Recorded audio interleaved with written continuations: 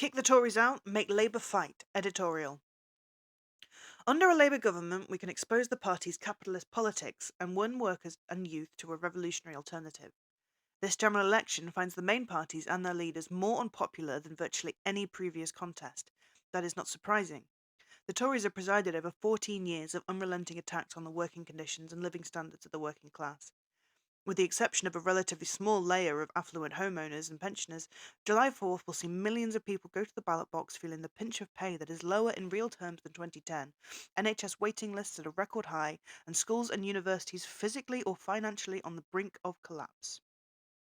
Rishi Sunak, our unelected Prime Minister, was installed after a rebellion by bond market capitalists and the Bank of England brought about an abrupt end to Liz Truss's cabinet. The Tories' great achievement of Brexit has undermined the economy and accelerated a poisonous wave of chauvinism and racism against migrants and refugees.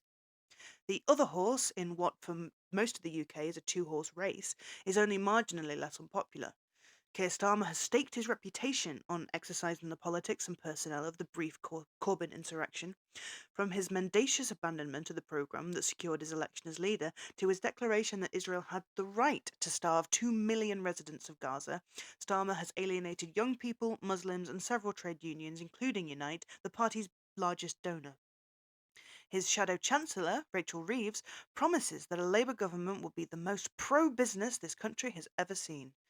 The decision to scrap pledges to abolish fire and rehire and zero-hour contracts is an early indication of which side their instincts are on in the class war. Given the convergence between Labour and the Tories on many key issues, it is understandable that many people draw the conclusion that both parties are just the same. From the point of view of their commitment to capitalism, they are. But from the point of view of what social forces they represent, they are not. The Tories are a party of open class war. But Labour, whose funds come almost entirely from trade unions, whose members, voters, and activists come overwhelmingly from the working class, is a party that tries to reconcile the antagonistic interests of capital and Labour in the government.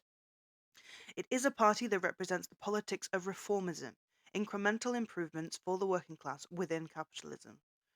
Reformism arises from the existence of a relatively large, well-paid and privileged labour aristocracy, a section of the working class whose living and working conditions are enough to give them a stake in maintaining capitalism instead of working for its replacement by socialism. It is from this point of view that revolutionary communists approach the question of elections in Britain.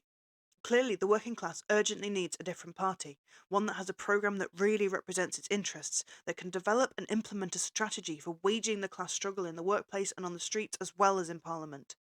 The Great Strike Wave of 2022 to 23 was a clear example. With the disarray of the Johnson and Truss governments, the trade union leaders, anticipating a snap election, deliberately pursued a limited strike strategy in order, as they saw it, to avoid major industrial action hurting Labour's electoral chances or placing unreasonable demands on the Labour government. With Labour in opposition, the trade union leaders can always hold out a Labour government as an alternative to a serious industrial fight.